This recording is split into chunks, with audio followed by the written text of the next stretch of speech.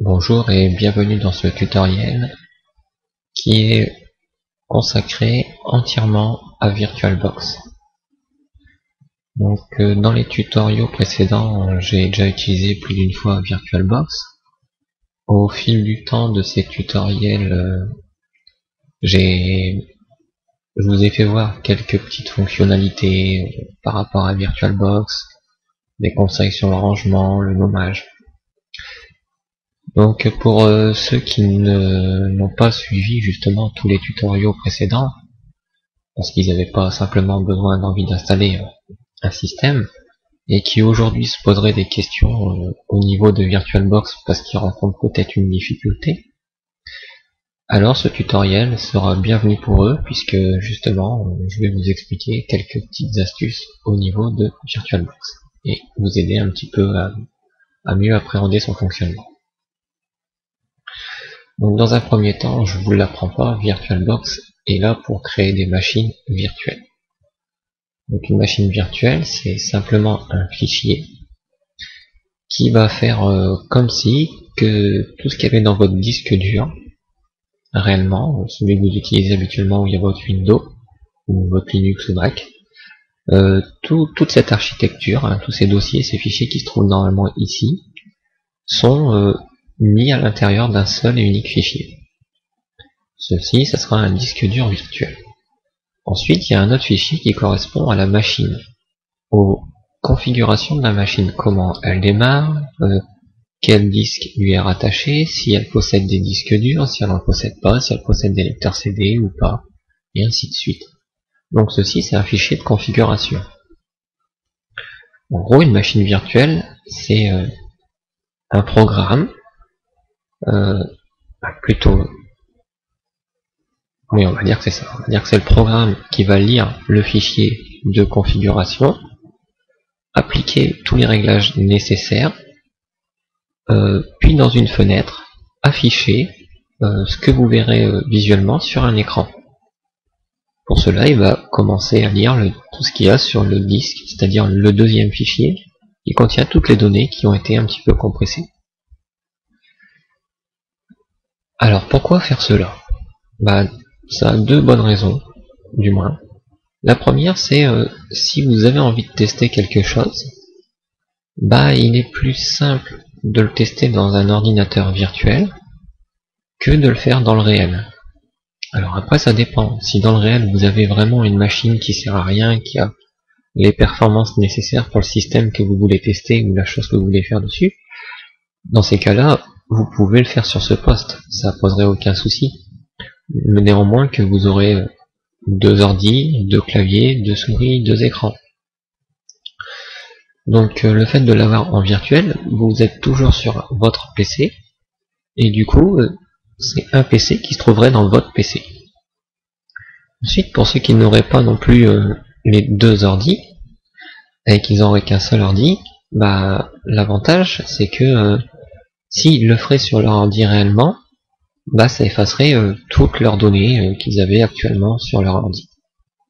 Donc pour éviter de faire cela, on pourrait changer de disque dur. Encore faut-il savoir reconnaître le disque dur, pour ceux qui ne savent pas. Et ça pourrait engendrer des pertes si on se trompe, en fait. C'est surtout ça le problème, c'est si on ferait pas la bonne manipulation, on pourrait vraiment perdre toutes les données. Donc voilà pourquoi c'est un petit peu risqué. Donc dans ce principe-là, VirtualBox ou d'autres types de programmes qui permettent de faire des PC virtuels sont utiles dans ce sens.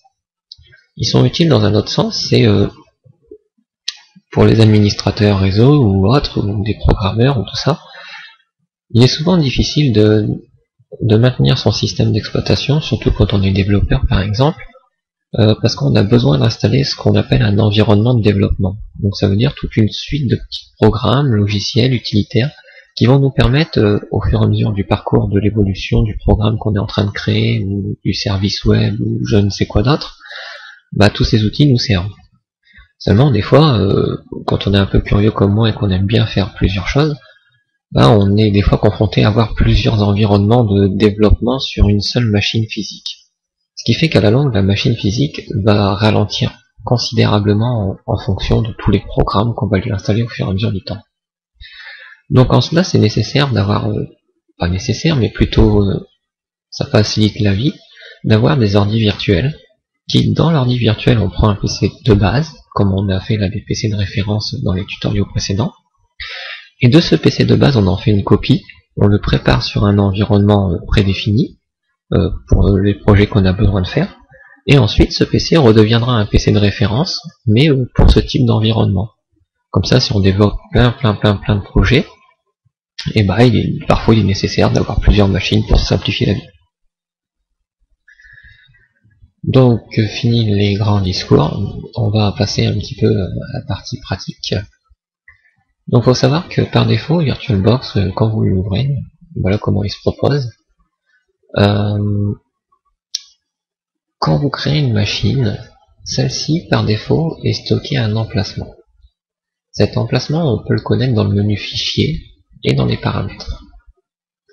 Et ici, on voit dans l'onglet général, dossier par défaut des machines, il le met dans ses users, le nom de l'utilisateur de votre session, et dans un dossier qui s'appelle VirtualBox VM. Ceci pourrait être bien pour beaucoup de gens, pourrait satisfaire beaucoup de gens, mais il faut savoir que, comme j'expliquais dans les tutoriaux précédents, si vous comptez créer plusieurs machines virtuelles, il faut savoir qu'au bout d'un certain temps, ça va commencer à faire beaucoup de taille sur le disque dur, puisque vous faites contenir quand même une machine entière dans une machine réelle. Cette machine réelle, elle a un disque dur, et ce disque dur a une taille limite. Vos machines virtuelles vont avoir aussi un disque dur. Ils auront aussi une taille limite, mais cette taille sera, comment dire, compressée. En gros, si vous dites que le disque dur de votre machine fait 80 Go, sur votre disque réel, imaginez que ça va prendre peut-être réellement 50 à 60 Go, je dirais. Donc on gagne un peu de place, mais quand même si on gagne un peu de place, c'est quand même 60 Go qui vont être stockés au fur et à mesure du temps par machine. Donc faut se rendre compte que là où on va stocker les machines, comme vous allez le voir, bah, il faut mieux avoir un emplacement où il y a beaucoup de place, donc sur un autre disque dur, et du coup pas là où il nous propose par défaut, et d'y mettre toutes ces machines dedans. Alors, dans un premier temps, on va voir le premier cas, hein, c'est-à-dire on met dans un dossier personnel nos machines. Dans un second temps, on verra que on va pouvoir manipuler un petit peu tout ça, histoire de l'adapter comme on aurait besoin. Donc ici, pour vous faire voir l'exemple, je vais créer sur mon bureau un dossier que je vais appeler ordi virtuel, par exemple.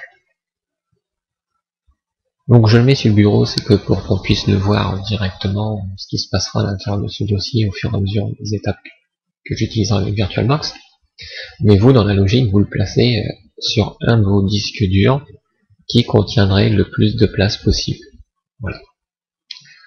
Ensuite, dans cet onglet, simplement, il suffit de dire que, au lieu de le mettre ici toutes les machines, on va le dire de les mettre là-dedans.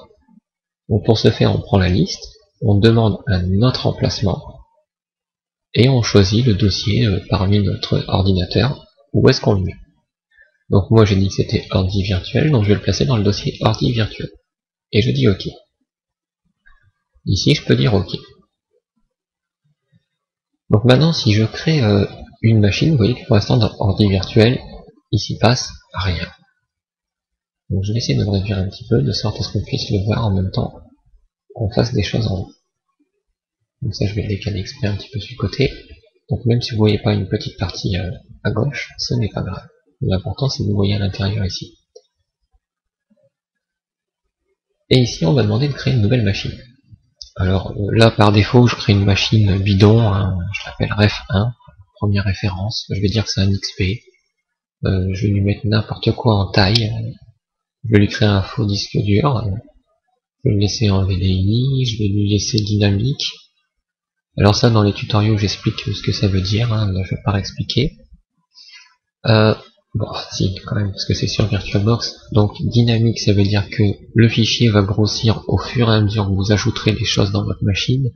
taille fixe, le fichier prend la taille directement. Si vous dites que votre disque fera 80, donc sur votre disque physique, il va réserver 80 Go. Donc s'il avait 100 Go, il restera plus de 20 Go d'espace disponible, malgré que dans votre machine, pour l'instant, il n'y a encore rien. Donc je vous conseille toujours dynamiquement. Toujours. Après, il peut y avoir des exceptions où vous devrez choisir taille fixe. Mais là, on n'est pas sur ces cas-là. Sachez que là, principalement, vous mettez dynamiquement. Là, je vais choisir les emplacements par défaut. Donc vous voyez pour l'instant, le fait de créer la première machine, vous voyez que la machine s'appelle ref1. Et pour l'instant, dedans, il n'y a rien. Vous voyez que le premier ordinateur est déjà créé. Donc pour l'instant, un ordinateur, c'est un dossier finalement. Donc je crée là un disque dur virtuel, d'une taille de 10 Go. Pour l'instant, je ne vais rien installer dedans, c'est juste pour voir ce qui se passe au niveau des dossiers. Et là, on voit qu'on a ici une VirtualBox Machine Definition. Donc c'est un fichier de définition qui permet de définir comment est structurée notre machine virtuelle. Donc si on regarde ce fichier ref1.vbox, on voit à peu près comment c'est défini. Donc ici, vu que j'ai pris un éditeur spécifique, je vais pouvoir lui dire que c'est un codage un peu particulier. Bon, ça marche pas vraiment. Peut-être. Voilà. Donc là, on voit un peu mieux, on distingue un petit peu mieux les choses de ce fichier XML. Vous voyez que un fichier XML, c'est des balises qui s'ouvrent et qui se ferment, comme par exemple là, si je regarde un bloc, donc j'ai une balise adaptateur, elle s'ouvre, donc on le voit comme ça parce que c'est une déclaration, on déclare adaptateur, et pour la fermer, on met un slash devant le nom qui ferme la balise. Et ainsi les balises s'imbriquent les unes dans les autres. Donc pas les unes à travers les autres, hein. Vous voyez que c'est toujours les unes à l'intérieur des autres. Par contre, des fois vous avez des balises qui se ferment directement, comme celle-ci DNS, elle s'ouvre, et on voit qu'ici il y a le truc qui signale que ça se ferme directement. Donc c'est pour ça qu'il n'y a pas DNS, puis en dessous on va redire DNS qu'on ferme, on la ferme directement. Par contre, NAT, comme elle contient deux entrées, comme DNS et alias, alors NAT on l'ouvre, on met la première entrée, la deuxième entrée, et ensuite on dit qu'on ferme le bloc NAT. Comme Disable Mode contient plusieurs informations, là on fait de la même chose. On ouvre Disable Mode et on le ferme. Ici, on n'est pas là pour faire un cours d'XML, mais juste pour vous faire voir qu'en fait la configuration de votre machine, c'est-à-dire ce qu'on voit ici, en quelque sorte, ce que vous avez défini ici dans ces réglages, ce qu'on définira aussi principalement ici, toute cette configuration-là, elle est stockée ici, dans ce fichier-là, pour votre machine uniquement. D'accord? Pour les réglages de VirtualBox, on verra que lui, il a des réglages qui se rangent ailleurs. Ensuite, on a un fichier prev. Alors, vous voyez qu'il fait la même taille que le fichier de définition. Il contient les mêmes informations que le fichier de définition. Alors, si je remets la couleur comme j'ai fait pour l'autre, vous verrez qu'il contient les mêmes informations. Je ne sais pas trop à quoi il sert. Il est là et il faut le laisser, il a l'air d'être important. Et ensuite, on a le fichier VDI. Rappelez-vous, le type de disque dur qu'on a choisi, un Virtual Disk Image. Donc il est là. Et vous voyez qu'il fait que pour l'instant que 44 kilo-octets, alors qu'on a dit qu'il ferait 10 Go. Donc finalement, vous voyez, il n'a pas pris la taille complète sur le disque. Imaginons qu'à cette machine, je décide de lui ajouter un deuxième disque dur. Et c'est très possible de le faire. Pour ce faire, je vais aller dans Stockage. Et ici, dans le contrôleur IDE, je vois qu'il y a un disque VDI et un lecteur qui est vide. Dans le contrôleur, je vais demander de lui ajouter un nouveau disque dur. Je choisis d'en créer un nouveau, puisque j'en ai pas un qui existe pour ça. Je prends toujours VDI, pour vous donner toujours l'exemple du VDI. Et je fais suivant. Sauf que là, au lieu de dire dynamiquement, je vais prendre taille fixe. Et je fais suivant. Cette fois-ci, je lui dis qu'il fait toujours 10 Go, et je le laisse l'appeler comme ça, New Virtual Disk. D'accord? Donc on le verra ici sous le nom de New Virtual Disk. Et je le crée. Vous voyez déjà que ça prend un certain temps. Tout à l'heure, quand on créait, tout de suite il crée le disque et tout était placé. Ici, vous voyez qu'il fait une opération intermédiaire, comme quoi il est en train d'interroger notre disque dur réel. Donc en l'occurrence, comme c'est mon bureau, il interroge mon disque dur C, donc le disque dur qui correspond dans mon PC au premier disque dur branché, puisque j'en ai plusieurs. Et du coup, il interroge pour savoir combien de place il a sur cette partition C. Il va lui demander de réserver la place que je viens de lui demander, c'est-à-dire 10 Go. Et il va en gros inscrire des zéros dans ces 10 Go, mais comme il va réellement les inscrire, ces zéros dans ces 10 Go, alors le système va croire que ces 10 Go sont remplis. Et du coup, il va les déduire de la taille physiquement du disque. Malgré que le fichier, pour l'instant, il ne contient rien à part des zéros. Donc il est vide, mais vide d'un poids de 10 Go.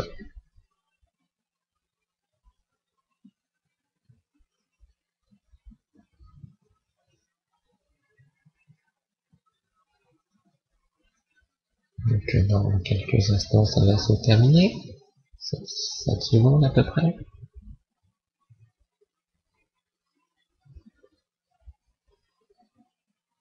Et voilà. Donc vous voyez, j'ai un nouveau disque dur. Et là, on voit, j'ai un New Virtual Disk, comme je l'ai appelé. Maintenant, regardons un petit peu. Et vous voyez que sa taille, comme je vous l'ai annoncé, elle fait 10 Go. Là, on est en kilos. Donc, première centaine, c'est les kilos. La deuxième, c'est les milliers, donc les mégas. Et la troisième, c'est les millions, c'est les gigas. Donc, vous voyez que là, elle fait 10 Go. Et du coup, mon ordinateur a perdu une place de 10 Go. Voilà ce que ça veut dire, la différence entre fixe et dynamique. Alors, ensuite ici, donc ce disque dur là, vu qu'il me prend beaucoup de place et qu'il ne sert à rien, je vais le supprimer.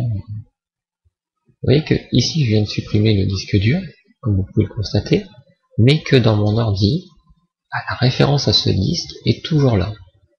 Et d'ailleurs, on peut le voir dans le fichier de configuration. Rappelez-vous, ref1 vbox. Là, c'est le programme qui me demande de recharger le fichier parce qu'il a été modifié entre temps. Il dit recharge-le. Et si je regarde un peu plus haut, je vois le disque dur ref1 VDI. Donc il a bien qu'un seul disque dur ici. Et si je regarde plus bas, il n'y a bien qu'un seul disque dur qui est attaché. Pourtant, dans le dossier de cette machine, j'ai toujours mon disque de 10 Go. Pour savoir ce disque, pour pouvoir l'enlever, en fait il faut aller dans Fichier de VirtualBox cette fois-ci, et dans le gestionnaire des médias. Et ici on voit bien que on a un ref1 VDI qui existe, donc celui-ci, qui a une taille virtuelle de 10 Go, mais qui a une taille réelle de 44 kilooctets. Et notre virtual disk, qui actuellement est libre, puisqu'on voit que libéré est détaché, alors que lui, il est attaché, c'est-à-dire quand il est attaché, ça veut dire qu'il est attaché à une machine virtuelle, que quelque part une machine utilise ce disque-là. Et quand il est libéré, ça veut dire qu'aucune machine n'utilise ce disque-là. Donc ici, quand c'est attaché, il faut le libérer, par exemple, avant de pouvoir le supprimer. Donc ici, comme il est libre, vous voyez, je peux le supprimer. Si c'est pas libre, je ne peux pas le supprimer. Ici, vous voyez que vous ne pourrez pas ajouter un disque. Vous pouvez simplement modifier, créer, copier, actualiser la liste, mais pas modifier. Même principe que vous pouvez gérer tout ce qui va être les disques virtuels que vous allez créer, tous les lecteurs optiques que vous allez y brancher, donc les images ISO, mais aussi les lecteurs réels, et tous les lecteurs de disquettes. Bon, lecteur de disquettes, franchement, de nos jours, je vois pas à quoi il sert, mais il est là, au cas où. Donc, pour le disque virtuel, si je veux vraiment le supprimer, et ici, dans le gestionnaire de médias, je le sélectionne et je le supprime. Voilà, et là, il me demande si cette fois-ci, donc VirtualBox ne fera plus référence à lui déjà, là, de ce coup-là. Par contre, ici, il me demande si je veux supprimer physiquement le disque, ou si je souhaite le conserver quand même dans le système. VirtualBox, lui, ne le connaîtra plus. Mais, il sera toujours stocké dans le système. Donc là, je lui dis non, je veux tout supprimer, j'en ai pas besoin. Voilà, et du coup, hop, il est parti à la poubelle, comme vous pouvez le voir. Donc une autre chose aussi qui va se passer, vous voyez, pour l'instant, ref, notre ordinateur, est stocké dans le dossier principal de là où on stocke tous nos ordi. Ici, je vais en créer un deuxième. Donc je vais cloner, pour faire une copie. Hop. Et du coup, j'ai deux PC. Le premier et le second. Une chose qu'on peut avoir à faire, c'est ici, le clone, on voudrait l'appeler ref2. Alors, au lieu de vouloir modifier ce qu'on va pouvoir faire, mais on va le faire. Imaginons qu'on voulait l'appeler ref2. Et bah du coup, on va venir ici et on va dire son nom, c'est ref2. On dit OK. Ref2 a changé. Par contre, ref1 a bien un disque dur ref1 VDI. Ref2, lui, a un disque dur clone de ref1. Bon, on serait tenté à dire ici, bon bah c'est tout, le disque, c'est plus clone de ref1, mais ça serait ref2. Ne faites pas trop ceci. Puisque en fait les disques, si on le voit ici, je vais recharger, vous allez voir, vous avez vu, ils ont un numéro d'identification unique. Et si vous touchez au disque comme ça, le numéro d'identification unique que la machine a associé, ou que VirtualBox a associé à ce disque, rappelez-vous, la machine peut contenir une information correspondant au disque, mais VirtualBox a le gestionnaire de médias, qui lui aussi, quelque part, a une configuration sur ces fameux disques. Donc il stocke quelque part un fichier qui fait référence à ces fameux disques. Et comme il fait référence à ces disques, il se souvient bien du numéro qu'il lui a donné. Et si vous changez les noms, les numéros vont plus correspondre au nom qu'il a été défini. Du coup, vous aurez pas mal d'erreurs. Néanmoins, il est toujours possible de le faire. Alors comment je peux faire ça? Bah, tout simplement, ici, le clone, comme il est attaché à lui, je peux le libérer. Donc je peux le faire soit d'ici. Donc ici, j'ai deux solutions. Premièrement, je le libère. Du coup, il est plus dedans. Deuxièmement, je le supprime. Mais je ne supprime pas son contenu, puisque je souhaite le conserver. Du coup, il fait plus référence. Et comme il fait plus référence, ici, je pourrais m'amuser à l'appeler ref2. Ici, comme je sais que je peux pas l'ajouter, donc je ferme. Et dans ref2, dans sa configuration, au niveau de son stockage, à nouveau dans son contrôleur IDE, je lui ajoute un disque dur. Il existe déjà. Et ce disque dur se trouve dans mon ordi virtuel dans ref2. Et là, je peux lui dire OK. De ce fait-là, je n'aurai pas de souci dans la configuration, puisque tout se suit. L'ancienne référence a été supprimée, la nouvelle a été ajoutée, et la liaison est bien effectuée. L'autre solution aurait pu être aussi, donc je vais renlever ici ces références. Comme vous pouvez le voir, je peux le supprimer d'ici. Mais qu'en supprimant de là, ça ne l'a pas supprimé de là où il se trouvait. À nouveau, je vais remettre comment il était nommé au début, pour vous faire voir la deuxième méthode. Donc voilà, clone de ref1. Et ici, dans le gestionnaire de médias, vous voyez que ref2, il y a un petit avertissement comme quoi il ne le connaît plus. Donc je le supprime. Et j'actualise, vous voyez qu'il ne reste plus que ref1. Donc ici, normalement, on avait en stockage ce disque dur, qui existait déjà, qui était ref1. Voilà. Donc là, je suis revenu au mode début 1, c'est-à-dire renommer juste ref2, mais garder le clone ref1 du disque dur, pour vous faire voir l'autre modification qu'on peut faire. Donc soit on passe par le fameux gestionnaire de médias, ou soit tout simplement, on passe par la machine, donc dans la configuration de ref2. Au niveau du stockage, j'enlève ref1. Ref1 ici, je lui change son nom, je l'appelle ref2. Et ici, à nouveau, je lui rajoute un disque dur qui existe déjà, qui est ref2. Et là, vous voyez, j'ai une erreur. Alors j'ai une erreur, pourquoi? Parce que l'identifiant, en fait, il existe déjà dans VirtualBox. Ici, je n'ai pas modifié le gestionnaire de médias, j'ai juste modifié les informations qu'il y avait dans ce fichier de configuration. D'où la raison que j'ai une erreur.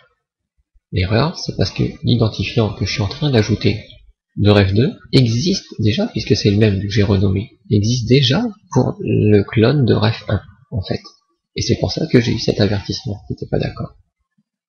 Donc, vous voyez que je suis obligé de passer par le gestionnaire de médias, supprimer la référence de ce disque, pour pouvoir, enfin, ajouter ce disque ici. Donc en gros, quand je dis qu'il y a deux méthodes, oui, il y a deux méthodes, et sur les deux méthodes, comme vous voyez, c'est en fait la même chose, avec une qui marche. Enfin. C'est pour vous faire voir qu'il y a vraiment deux références sur les disques. Les disques ou les images ISO. D'accord? Des fois, si vous mettez des images ISO, les références sont stockées à deux endroits. Si elles sont liées avec la machine, donc dans le fichier de la machine, et comme elle va être liée à la machine, vous avez dû l'ajouter dans VirtualBox, alors VirtualBox, dans son fichier média, il le stocke. Donc, voilà comment on voit un petit peu la gestion des disques au sein des machines virtuelles. Alors ici, on va voir, je vais me remettre par exemple sur F1, et là je vais me mettre sur RF1. Une autre chose qu'il faut savoir aussi, c'est que la machine, dès qu'on va la démarrer, elle va créer un répertoire log dans lequel elle va mettre plusieurs informations. J'y vais, je démarre F1. Donc là, je dis OK pour tout ce qui va m'afficher. Vous voyez, un dossier log se crée. Là, j'ai une information d'erreur parce que j'ai pas de système derrière. Donc, je vais arrêter la machine puisque ça ne sert plus à rien. C'est juste pour vous faire voir qu'au démarrage, un dossier log se crée. Et dedans, vous avez un fichier de log qui vous dit ce que la machine a fait. En gros. Et quand vous aurez des erreurs, bah, ça va se lister là-dedans en fait. Vous aurez peut-être parfois plusieurs fichiers. Hein, et vous verrez plusieurs fichiers concernant les erreurs plutôt. Donc ça c'est la partie log. Vous voyez comme j'ai pas allumé ref2, j'ai pas encore le truc log. Et dès que je vais l'allumer, vous allez voir, le dossier log va se créer. Même chose. Dedans, j'ai le fichier de log. Ouais. Donc ça c'est une première chose. Une deuxième chose, on pourrait dire les PC, vu qu'on va en avoir plein, on pourrait les grouper. Alors comment on va les grouper? Pour les grouper, je vais prendre ici, disons, bref 1. Je pourrais m'amuser à renommer les disques durs par la suite, mais ici je vais pas le faire. Hein. Je pense que vous avez compris le principe, mais je vais juste renommer les deux machines de sorte à ce que ce soit un peu clair. Donc par exemple ici je vais dire c'est un serveur, et ici je vais dire c'est un bureau. Voilà. Donc imaginons qu'on a deux machines et qu'on en ait plusieurs. Et que tous les serveurs, on aimerait bien les stocker dans un dossier serveur, comme tous les PC de bureau, on aimerait bien les stocker dans un dossier bureau. Comme ça, après on pourrait mettre le nom de chaque PC ici, au lieu de mettre bureau ou serveur, par exemple. Donc pour créer un groupe, il faut sélectionner le PC dans lequel on veut le mettre dans le groupe. Alors si vous voulez en mettre deux, vous appuyez sur la touche majuscule enfoncée, c'est la flèche qui va vers le haut, qui est un petit peu double. Et du coup, vous pouvez sélectionner comme ça une ou deux machines. Si c'est à la suite, bien entendu. Si c'est pas la suite, vous appuyez sur la touche CTRL et vous sélectionnez les éléments à intervalles que vous avez besoin dans la liste. Dans cet exemple, pour l'instant, j'en ai qu'une. Donc sur serveur, je vais cliquer sur serveur, je vais faire un clic droit et je vais demander de le grouper. Ça a pour effet de mettre serveur dans un groupe. Comme vous voyez ici, serveur, Donc on avait bureau serveur, et du coup maintenant on a bureau et nouveau groupe. Et dans le nouveau groupe, j'ai serveur. Donc un groupe, visuellement, dans mon architecture, c'est un dossier. Si je renomme le groupe, ici, j'appelle ça groupe des serveurs. Voilà. Et du coup ici, je pourrais me dire, bah maintenant, au lieu d'appeler ça serveur, je pourrais l'appeler le nom que j'ai donné à mon PC. Donc, disons que lui, il s'appelait ref1, par exemple. Et du coup, pour mes PC de bureau, j'aimerais faire la même chose. Donc je fais pareil en fait. Bureau, clic droit, grouper. Le groupe, clic droit, renommer. Et ici, je pourrais marquer poste de travail, par exemple.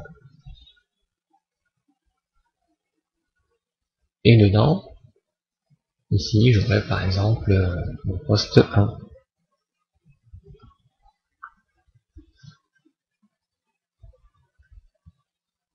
Vous voyez comment il est assez facile de pouvoir réorganiser ces machines au sein de VirtualBox. Vous voyez que maintenant mon dossier ordi virtuel contient 2 dossiers. Alors j'ai fait exprès de mettre des majuscules sur les dossiers pour me rappeler qu'en fait si je vois un dossier en majuscule, je sais que c'est un dossier de groupe.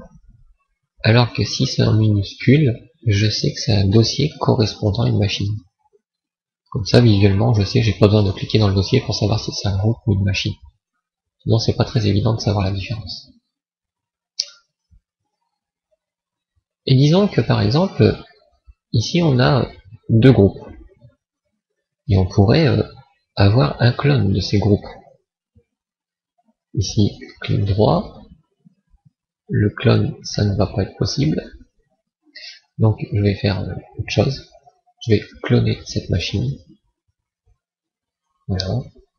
Je vais cloner celle-ci. Voilà. Je vais sortir les machines du groupe. Pour ça, je fais un glisser-déposer. Voilà. Et disons qu'ici, le poste 1, bah, il est sur du Linux. D'accord. On a 2 architectures dans notre entreprise ou dans notre configuration qu'on prévoit de faire. Et on pourrait avoir du Linux et du Windows. Donc là, ce serait F1, mais de type Windows.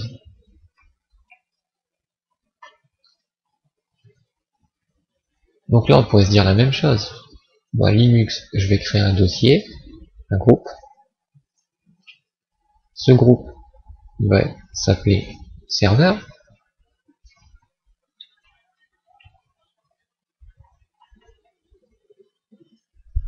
Et là, vous voyez qu'il ne veut pas. C'est tout à fait normal, puisqu'en fait, Windows n'accepte pas que 2 dossiers du même nom soient au même endroit. Donc si j'avais appelé ça serveur 1, ça aurait marché. Alors pour que ça marche, l'idée qu'on aurait, c'est ici de dire par exemple, au lieu d'appeler poste de travail qui est un petit peu long, on pourrait dire Win pour Windows et bureau pour dire que c'est des PC de bureau. Et ici on pourrait venir dire Win serveur pour dire qu'on met des PC de serveur. Et du coup, ce qui ici nous laisserait la possibilité de dire que c'est Lin pour Linux et là, ça serait le serveur Linux. Et ici, que je le mets dans un groupe. Ce groupe, je le renomme et qui s'appelle Lin bureau pour les PC bureau sous Linux. Donc vous voyez qu'ici, l'optimisation du rangement pourrait être revue à la hausse. Pourquoi? Pourquoi? Parce que j'ai 2 dossiers Lin et 2 dossiers Win. Alors que ça pourrait être dans un seul et unique dossier. Et que, comme là les Linux et les Windows, j'ai bureau serveur, bureau serveur. Donc là, c'est à moi de voir. Puisque je vois qu'il y a une redondance dans les noms, c'est à moi de choisir un rangement plus optimal. Et me direz-vous comment je vais pouvoir ranger ça? Ben en fait, les groupes peuvent être contenus dans des groupes. Donc pour faire les groupes dans des groupes, on a deux solutions. On peut soit glisser un groupe dans un autre, comme vous voyez là, je glisse dans un autre. Donc là apparemment il n'est pas d'accord. Oui, là si je clique bien dans le nom du groupe, il glisse bien. Ici j'aurai un truc particulier dans ligne serveur, c'est que j'aurai ligne serveur un poste et un groupe avec un poste. Ce qui n'est franchement pas très pratique pour s'y repérer. Donc c'est pas trop la bonne solution de faire ça, surtout s'il y a des postes en dessous.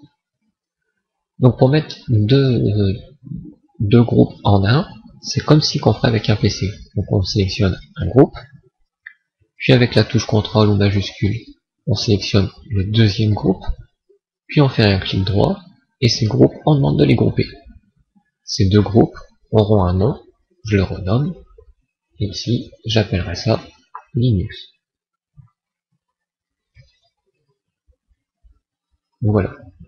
Et du coup, ligne bureau, c'est un petit peu nul de marquer ligne, puisque maintenant je sais que bureau, c'est un PC Linux, et serveur, pareil.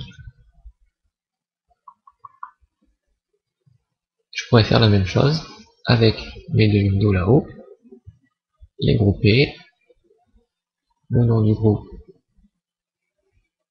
c'est Windows,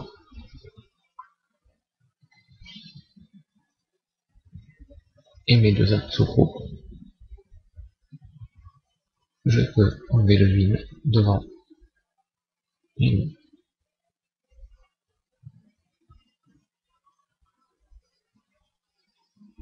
Voilà comment ça se passe. Donc là, imaginez que comme c'est un groupe, il pourrait y avoir plusieurs PC. En Windows, peut-être qu'il y aurait plusieurs types de PC. En Linux aussi. Et vous pouvez replier aussi les groupes en entier. Et ainsi, ça devient plus pratique. Et imaginons que les PC qu'on a créés ici ne soient que des PC de référence, comme j'ai expliqué dans les autres tutoriels. Là, je pourrais prendre ces deux groupes, grouper, à nouveau, renommer, et je pourrais marquer référence. Et ici, je serai prêt à recréer des autres machines dans lesquelles je pourrais commencer à recréer des groupes pour les ranger et qui ne seraient pas mes PC de référence en fait. Donc voilà pour ce qui est le rangement au niveau des groupes au sein de l'interface de VirtualBox.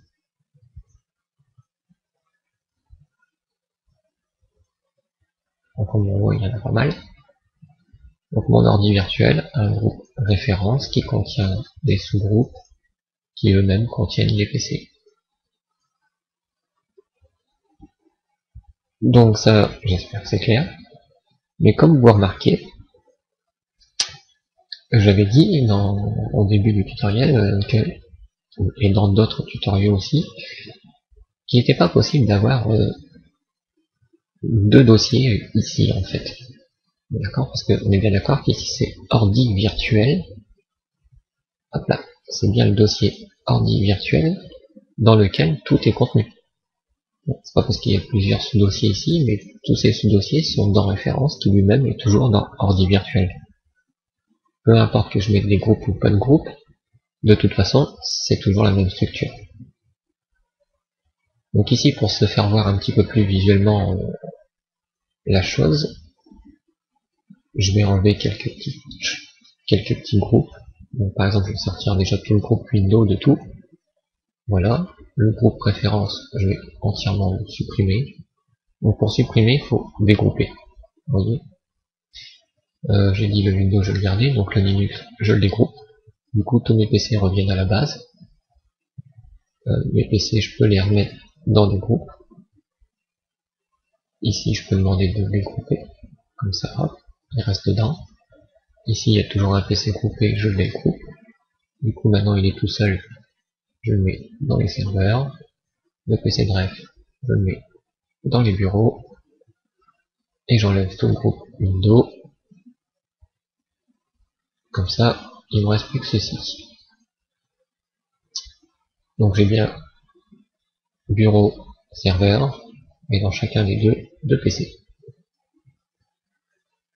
On est bien d'accord. Bon. Ensuite, ici, j'avais déjà une configuration existante qui consistait à avoir déjà pas mal de PC de référence. Donc comme je disais, maintenant qu'on vient de découvrir l'organisation, je vais vous faire voir, comme vous avez vu. Si vous avez vu par rapport aux vidéos précédentes, j'avais déjà une structure en fait d'ordinateur que j'avais créé, qui avait un petit peu de tout, hein, un petit peu tous les systèmes. Vous voyez ici, cette structure, je ne l'ai pas. En fait, quand j'ai démarré le programme, c'était vide. Bah, cela a une petite raison. Vous allez comprendre assez brièvement. Donc, rappelez-vous, ou si vous n'avez pas vu les autres tutoriaux, c'est pas grave, vous allez le découvrir. Ici, j'avais créé un dossier, ici j'ai créé plutôt un dossier ordi virtuel dans lequel j'ai placé des postes que je viens de faire ici. Mais au préalable, dans les autres tutoriaux, j'avais un dossier VirtualBox qui lui-même contenait des postes que j'avais déjà installés. Vous voyez, c'est des postes vraiment qui ont déjà d'une taille, donc c'est installé. Ces postes, vous ne les voyez pas ici. Pour la bonne raison, d'une part, c'est parce que le paramètre ici est sur ordi virtuel et il n'est pas sur VirtualBox. Donc ça, c'est une des raisons pourquoi on ne voit pas les ordis ici. Mais il n'y a pas que cette raison-là. Rappelez-vous, je vous ai dit, VirtualBox, il enregistre des informations concernant les médias, mais aussi l'organisation et sa structure qu'on pourrait y faire. Et ça, c'est enregistré quelque part dans l'ordinateur. Alors, cet emplacement dans l'ordinateur, c'est dans votre dossier personnel de votre session Windows. D'accord, donc moi, ma session, c'est Denis, donc je vais dans le dossier Denis. Et dans le dossier d'utilisateur, il y a un dossier .virtualbox qui s'est créé. Alors ici, qu'est-ce qui se passe si je déplace le dossier VirtualBox sur mon bureau, comme je suis en train de le faire? Là, il veut pas, parce que le programme, il est ouvert. Donc, disons que j'ai fermé le programme, et que je demande de déplacer le dossier VirtualBox. Je ne l'ai pas fait parce que je viens d'annuler comme un bête. Mais voilà, là je viens de le déplacer. Il n'existe plus ici. Et à nouveau, je vais redémarrer VirtualBox. Qu'est-ce qui va se passer? Vous voyez, il se passe que, comme il ne connaît plus sa configuration, c'est-à-dire qu'il ne sait plus sur quel fichier dossier par défaut sont stockés vos ordis. Vous comprenez bien que si je ne change pas le fichier qui est dans le truc qui nous crée par défaut, je ne peux pas le voir. Donc là je réactualise, vous voyez que par défaut il me recrée toute une structure qu'il a besoin pour stocker les informations. Vous voyez que l'ancien, la structure est tout à fait pratiquement la même. Seules les informations dans ce fichier là changent. Les informations qui permettent de dire tout simplement là il y avait des machines. Comment elles étaient ces machines là? Elles étaient stockées dans ce ordre de fichier là. On peut lui redire manuellement, c'est-à-dire on peut dire au nouveau fichier paramètres. Alors mes ordis virtuels, ils se trouvent dans mon dossier ordi virtuel. Ainsi je lui dis ça, je lui dis ok, et là on se dit mes ordis ils sont pas là, c'est pas grave, on ferme le programme, on réouvre le programme de sorte à ce qu'il prenne en considération, et on voit malgré tout qu'ici on est bien sur ordi virtuel. Dans ordi virtuel il y a bien nos ordis dedans qu'on avait créé il y a 2 secondes, mais pourtant il ne s'affiche pas dans la liste. Tout ceci est dû simplement au fichier. D'accord? Donc c'est dû à ces fichiers ici, tout simplement. Ici, je vais créer celui qui m'a créé il y a 2 minutes parce que je l'avais enlevé le premier ici. Je l'enlève. À nouveau, je lui dis, ah, mes ordis, ils sont dans celui-là. D'accord? Celui-là, normalement, il doit dire que ça se trouve là-dedans. Donc, à nouveau, je rouvre VirtualBox et automatiquement, il redétecte tout mon dossier d'ordi virtuel. Donc, c'est ce que je vous disais, tu ne peux pas afficher 2 dossiers en même temps. Donc, on s'en rend bien compte. Si ici, je voulais récupérer mes ordis d'avant, bah, il fallait que, là, je ferme. Ici, ce qui correspond à ce que j'ai fait il y a quelques instants, bah, je peux m'amuser à le renommer. Par exemple, là, je peux me dire test pour rangement. Voilà. Et ce test pour rangement, bah, je peux le laisser là ou le mettre à côté. Et ici, vous voyez, j'en ai créé un autre qui s'appelle environnement personnel. Donc ça, c'est une structure de PC que j'ai à moi et que je peux restaurer.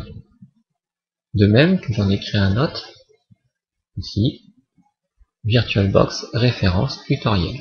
C'est ce que dedans j'ai mis tous mes tutoriaux. Donc c'est celui-là. Voyons voir comment cela fonctionne. Donc déjà, il faut créer un dossier à la base, comme on l'a vu, qui s'appelle .virtualbox. Donc là, il n'est pas content. Donc pour le faire, bah, tout simplement, j'ouvre VirtualBox. Ça va forcément recréer un dossier par défaut, comme on vient de le voir. Je ferme VirtualBox. Et si je voulais reprendre mon environnement personnel, donc, je prends tous les fichiers qui sont dedans, je copie, et je colle ça dans le dossier de VirtualBox à la place de ceux qui m'a mis par défaut. Ça, je le supprime, et je colle ce que j'ai copié. Maintenant, si je démarre mon VirtualBox, il va récupérer mon environnement personnel. C'est-à-dire les ordi que j'utilise en général. Vous voyez, là j'ai le réseau, dans le réseau j'ai des trucs. Dans le serveur, j'ai plusieurs serveurs, oui, il y a plusieurs architectures. Et ça, c'est l'environnement que j'utilise la plupart du temps. Voilà. Et du coup, si je veux rebasculer maintenant sur mon environnement de test de, pas aujourd'hui, mais de mes autres PC que j'utilise en ce moment, pour vous faire vos tutoriaux, je reprends ces fichiers de référence, je copie, je remplace tout ceci par les autres, que je colle, ça je supprime et je colle. À nouveau, j'ouvre VirtualBox,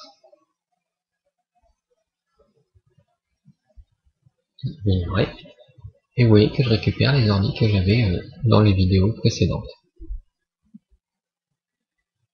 Donc, j'espère que vous comprenez un petit peu ce système. Donc en gros, vous pouvez avoir plusieurs ordi, ça pose pas de problème. Seulement, à chaque fois que vous créez un dossier qui va contenir plusieurs PC, pensez à enregistrer les fichiers qui sont dans le point VirtualBox avant de créer un nouvel environnement. Car sinon, ça va les écraser. Comme il n'y a qu'un seul dossier VirtualBox, si vous les mettez dedans, bah, il va écraser les anciens. Donc là, comme je vais reprendre mon test, comme j'ai enregistré les fichiers de VirtualBox pour mon truc de test, je peux copier, et ici, je peux coller. Comme ça, je récupère ce que j'avais ici dans mes ordi virtuels. D'ailleurs, si on veut regarder plus loin, on peut savoir où ils stockent les ordi virtuels. Si on regarde ici, il doit faire une référence quelque part à notre dossier. Vous voyez, ici, il y a, par exemple, une référence vers un ordi virtuel là, qui se trouve à cet endroit-là pour le disque VDI. Vous voyez qu'il repère les informations de disque, là où sont les box, c'est-à-dire les ordi, les machines en tri, les entrées des machines, et tout ce stock ici en fait. Donc faut faire attention à ce fichier. Car le perdre, c'est en gros perdre vos machines. Bon, après vous pourrez toujours réimporter vos machines, hein. C'est pas un problème. Donc ce tutoriel touche à sa fin, du moins pour ce qui est de la base de VirtualBox, au niveau de son rangement et de son organisation. Néanmoins, plus tard, j'en referai un second, qui là ira un petit peu plus loin, on ira voir un petit peu les extensions de VirtualBox, comment fonctionnent les réseaux virtuels sur VirtualBox, comment paramétrer son réseau. Donc on verra aussi ces choses-là. Et plus tard, on reverra encore d'autres trucs un petit peu plus intéressants encore une fois. Donc tout ça pour vous dire que maintenant, je vais récupérer mon environnement de test. Donc les ordi virtuels là j'en ai plus besoin, parce que c'était juste un test entre vous. Du coup le test pour le rangement des fichiers VirtualBox, j'en ai plus besoin. De reprendre les PC de référence, alors ça j'en ai besoin. De toute façon c'est ceux qui sont en ce moment.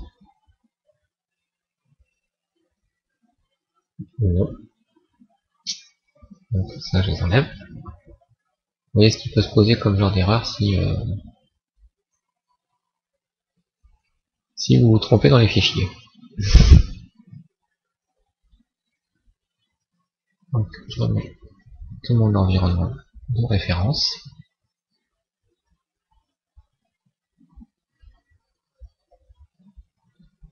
Donc là quand il nous dit ça, c'est parce qu'il trouve qu'il a des problèmes quelque part au niveau des disques. Donc là je le teste pas, mais je vois que c'est au niveau d'un disque optique. Tous ces disques là il ne les trouve plus. Donc je vais tous les supprimer. Ça les supprime pas de l'ordi, hein, ça les enlève juste de la référence d'ici.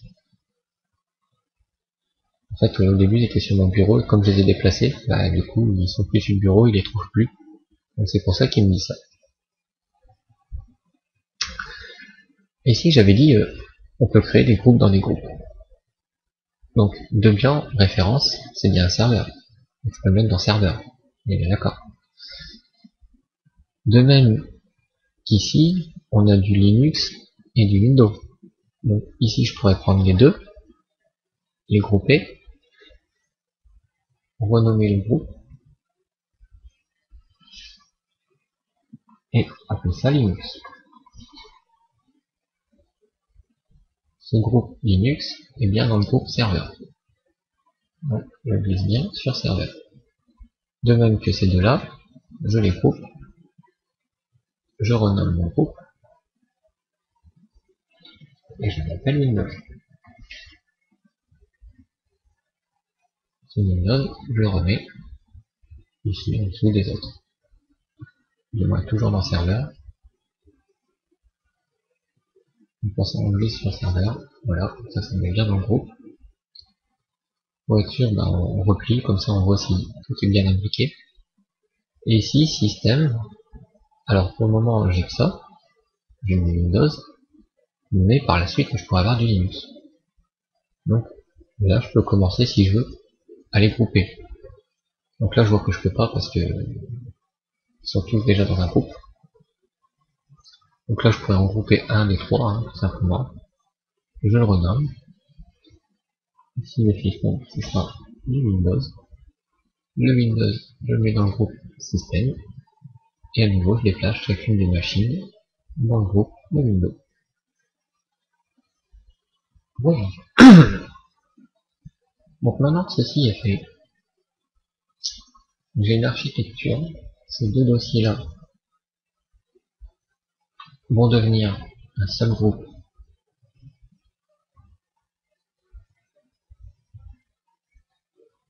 que je renomme en référence.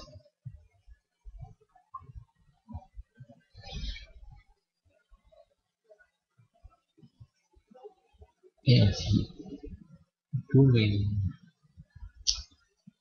tous mes tutoriaux se baseront maintenant sur la plupart des PC de référence. Donc ces PC de référence, ce qui est intéressant dans ces PC, c'est pas toute la machine en fait, c'est simplement le disque dur. Et on pourrait s'éviter une gestion complète des PC de référence. Après, ça va être à votre choix. Soit vous voulez garder les configurations telles quelles, ou soit pas. Donc ici, par exemple, si je voulais garder cette structure de référence, je pourrais très bien la déplacer et la mettre dans un autre dossier. Comme tout à l'heure, j'avais un dossier ordi virtuel. J'aurais pu la déplacer dans un autre. Pour ça, il aurait fallu que je déplace les dossiers qui sont là-dedans. Mais aussi les lignes qui sont dans le fichier XML. Vous voyez que ça peut devenir un casse-tête. Ensuite, l'autre solution que je peux apporter aussi, c'est mes ordis. Tous mes disques là, qui sont bien rangés, tous les machins. Je pourrais que ne garder que le VDI. D'accord?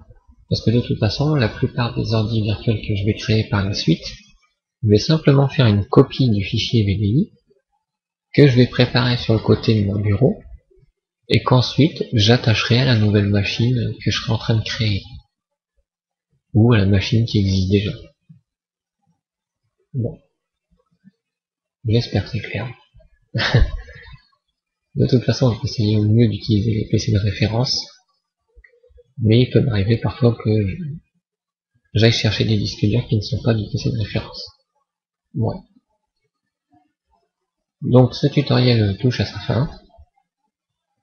J'espère qu'il vous aura éclairé un peu plus sur le rangement et l'organisation de VirtualBox, surtout au niveau de sa structure des dossiers et tout. Où est-ce qu'il enregistre ses configurations personnelles, mais aussi individuelles, dans chacun des dossiers de l'ordi. Sur ce, je vous dis à bientôt pour un prochain tutoriel qui lui va être dédié à l'installation